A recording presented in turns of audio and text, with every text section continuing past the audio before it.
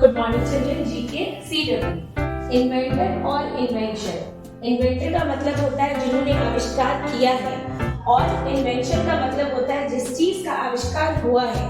तो यहाँ पे इन्वेंटर के नेम है वन साइड, और दूसरे साइड में इन्वेंशन जिस चीज का आविष्कार हुआ है। क्वेश्चन दोनों तरीके से पूछे जा सकते हैं, राइट इन्वेंशन नेम और राइट इन्वेंशन इन्वेंटर नेम। दोनों ही टाइप से आपको दोनों ही चीजें बोथ साइड लर्न करनी है।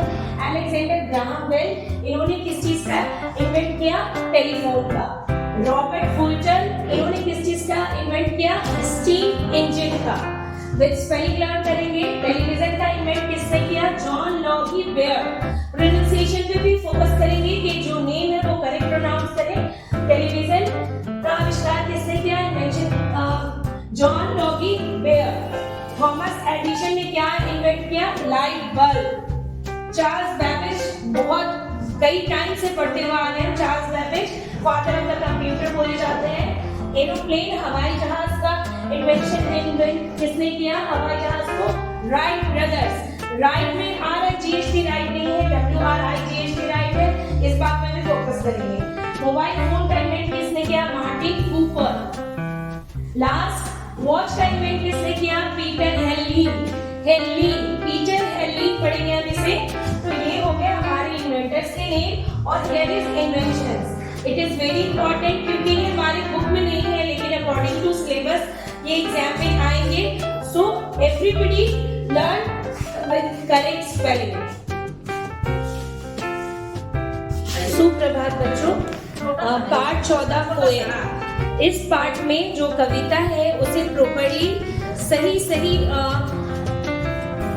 बोल के साथ हम प्रोनाउंस करेंगे, और जहाँ पे कॉमा है वहाँ पे हमें पॉज लेना है, जहाँ पे पूर्ण विराम है वहाँ पे भी हमें पॉज लेना है।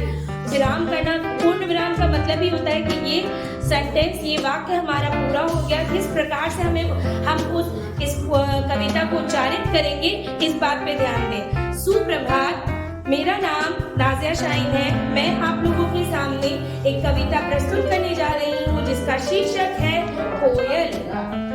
काली कोयल बोल रही है, डाल डाल पर डोल रही है, कुहू कुहू का गीत सुनाती, कभी नहीं मेरे घर आती, आमों की डाली पर गाती, बच्चों के दिल को बहलाती, कूक कूक कर किसे बुलाती। यहाँ पे प्रश्नवाचक चिन्ह है, यानी हमें इस लाइन को, इस पंक्ति को बिल्कुल प्रश्न तरीके से बोलना है, जैसे हम किसी से कुछ पूछ रहे हैं, सवालात्मक प्रश्न कर रहे हैं हम। क्या अम्मा की याद सताती, ये पंक्ति भी प्रश्नवाचक चिन्ह पे अंत किया गया है, यानी कि हम प्रश्न पूछ रहे हैं। तो उसी तरीके से हम इस वाक्य को पढ़ेंगे। यदि हम भी कोयल बन जाते, उड़ते फिरते गीत सुनाते। धन्यवाद। इसी रूप से आपको इस कविता को उच्चारित करना है, करेक्ट प्रोनाउंसिएशन यानी करेक्ट उच्चारण के साथ। कहाँ पे पॉज लेंगे, कहाँ पे विराम करेंगे, कहाँ पे प्रश्नवाचक चिन्ह आ रहा है उस चीज का भी ध्यान रखेंगे। उस लाइन को बिल्कुल क्वेश्चन की तरह बोलेंगे, और ये कविता याद करनी है आप लोग।